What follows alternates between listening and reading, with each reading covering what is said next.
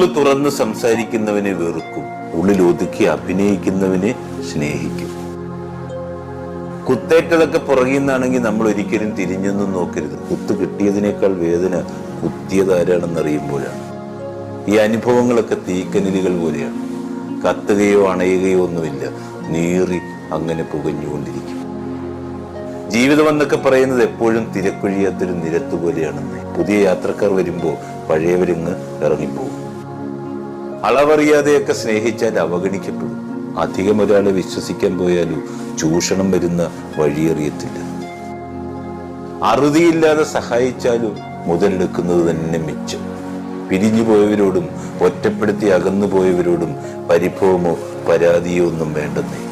ജനിക്കുന്നതും വളരുന്നതും മരിക്കുന്നതും ഒക്കെ എപ്പോഴും നമ്മൾ ഒറ്റയ്ക്കല്ലേ. പിന്നെ ആരൊക്കെയോ അതിനിടയ്ക്ക് കൂടെ കൂടുന്നുവെന്ന് മാത്രം.